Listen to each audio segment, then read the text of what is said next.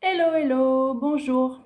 J'espère que vous allez bien depuis toutes ces dernières vidéos et que tout ce qui a été dit a pu vous aider tout simplement et que en ayant aussi lu les commentaires, peut-être que ça a répondu à des questionnements que vous vous posiez et que vous aviez peut-être pas pu me poser personnellement.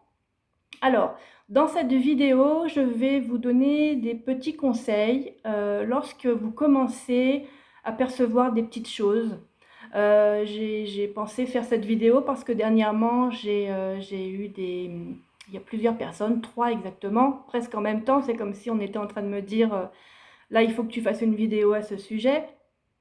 Voilà, quand je dors ou que je suis en train de m'endormir, je sens des petits tintements, j'ai l'impression que c'est des acouphènes, mais je sens que c'est pas vraiment ça.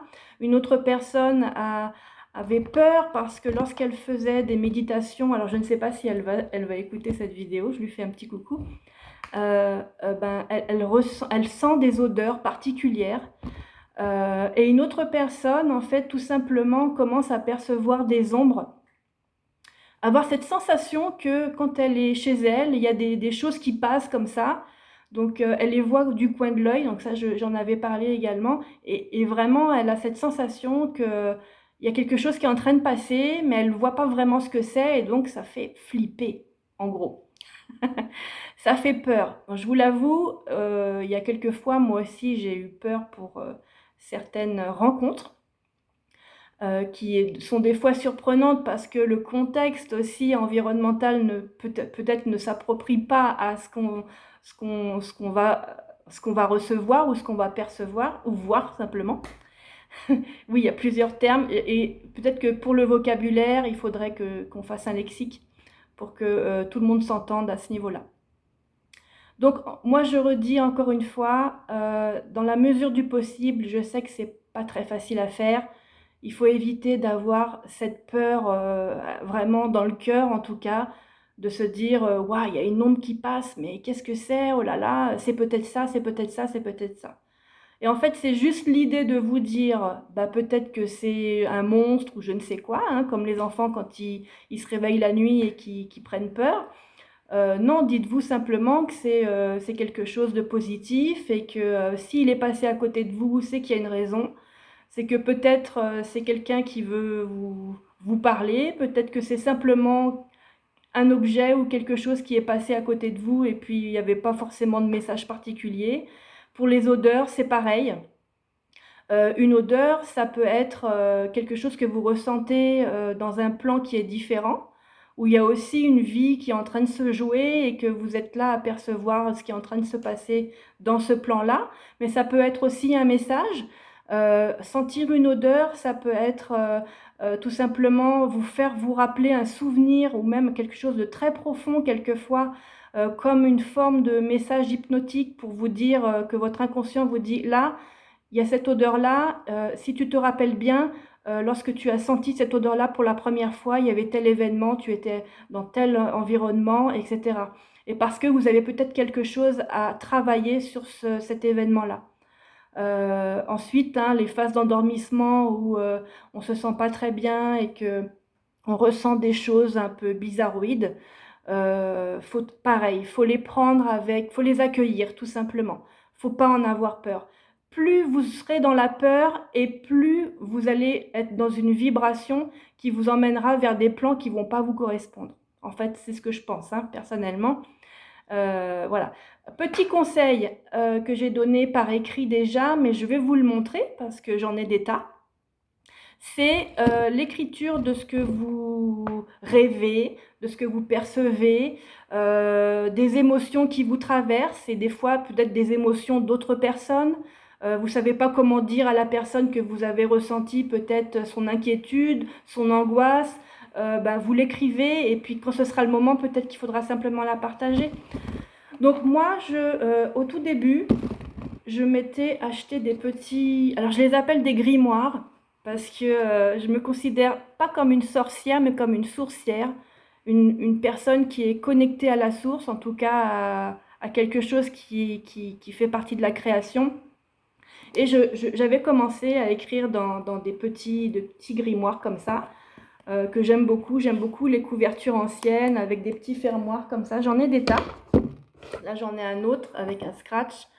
Alors, au début, j'en avais qu'un, et puis au fil du temps, j'en ai pris alors un pour les visions, un pour les rêves, un pour lorsque je suis en consultation. Il y a même une année, je crois que celui-là, c'est 2017, j'en ai fabriqué un.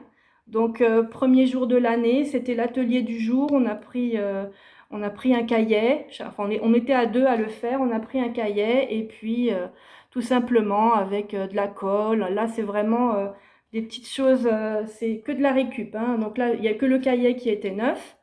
J'avais de la ficelle, des petites perles, et vous allez voir qu'à l'intérieur, effectivement, c'est un cahier tout à fait banal, à petits carreaux. Et voilà. J'étais très contente d'avoir ce grimoire pour cette année-là. Ça changeait un petit peu des autres. Donc là, c'est juste pour vous dire que je vous invite vraiment soit à le confectionner, soit à en acheter un, ou tout simplement un cahier lambda, ou même un agenda. Un agenda, c'est plutôt pas mal, petit format. Chaque jour, s'il y a quelque chose que vous ressentez, que vous avez envie d'écrire, que ce soit une vision, un rêve, un ressenti, sur chaque page, comme il y a déjà la date du jour, ça sera peut-être plus facile dans un premier temps. Pour pouvoir simplement vous rappeler de ce qui s'est passé. Parce que quelquefois, d'une semaine à l'autre, alors là je vais aller très loin, vous allez voir, d'une année à l'autre et de 10 ans à l'autre, vous pouvez très bien aussi avoir des messages qui se suivent ou quelque chose qui vous fait passer une information. Je vais juste vous montrer quelque chose parce que pour ceux qui ne le savent pas, je suis aussi artiste peintre. J'ai toujours dessiné dans ma vie, en fait, depuis que je suis petite. Je dessine, je bricole, j'aime beaucoup, en fait, tout ce qui est art plastique. Et en 2004, j'ai eu l'occasion d'aller dans un groupe d'écriture où ils apprenaient, en tout cas, à écrire de la poésie.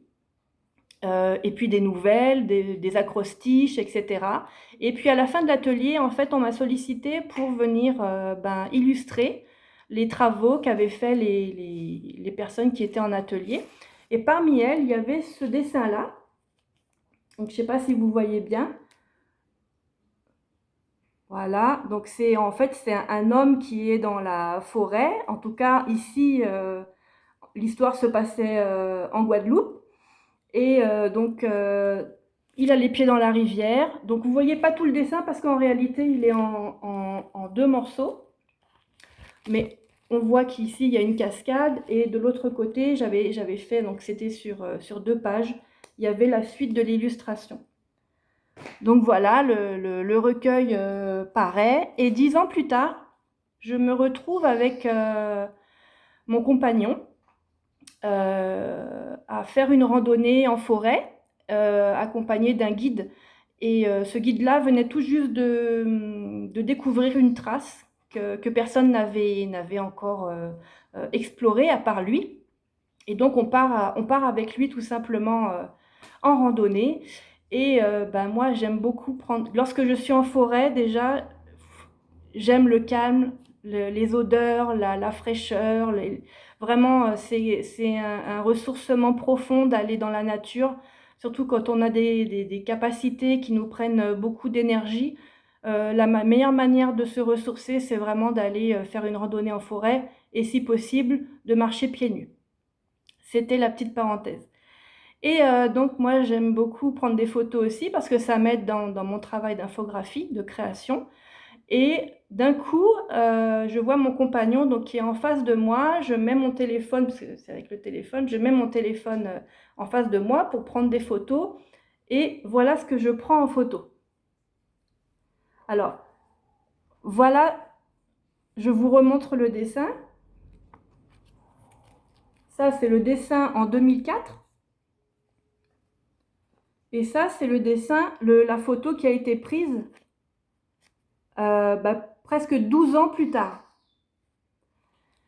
Je ne vous cache pas qu'à ce jour, j'ai toujours pas compris le message. Peut-être que c'était juste pour me persuader, parce que en cette période-là, on va dire que j'étais pas encore totalement dans l'acceptation de ce qu'il y avait à l'intérieur de moi. Ça a pris énormément de temps d'accueillir à chaque fois, d'être dans le doute, d'être dans le doute en permanence, comme je vous le disais dans d'autres vidéos, je le suis encore dans le doute quelquefois.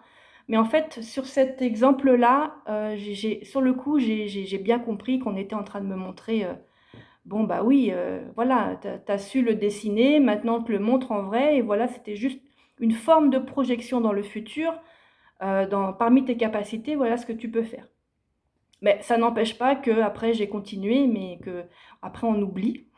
Et c'est quand on retombe sur les illustrations ou sur la photo qu'on se dit: «Ah oui, c'est vrai, il faut pas que j'oublie ça, il faut pas que je doute de moi, il faut que je sois sûre de ce que je capte» et surtout transmettre le message tel qu'il vient, ne pas l'interpréter, de manière, personnelle. J'ai fait ça pendant très longtemps, lorsque j'étais avec, en soins par exemple, ou que j'avais quelqu'un à côté de moi et que je ressentais qu'il fallait que je lui dise quelque chose. Déjà, j'hésitais beaucoup à lui dire et en plus, j'étais toujours dans cette, comment dire? Dans cette émotion de me dire: «Oh là là, mais si je lui dis ça, comment il va le prendre? Qu'est-ce qui va se passer? Peut-être que la personne va pleurer, peut-être qu'elle va me dire que encore une fois que je suis folle». Bon, ça je le savais déjà, mais voilà. Donc c'était toujours difficile. Bon, maintenant je suis moins dans tout ça. Quand il y a un message à passer, je donne le message tel qu'il est et pas dans l'interprétation que moi je pouvais en faire. Voilà. Je vais m'arrêter là pour cette vidéo. Je vous embrasse tous. Merci encore pour vos commentaires et bienvenue aux nouveaux abonnés parce que finalement, je me rends compte que ben, ça vous intéresse et ça me fait très très plaisir. Je vois que je suis sur la bonne voie à vouloir ben, transmettre mes propres expériences à travers des capacités subtiles, etc.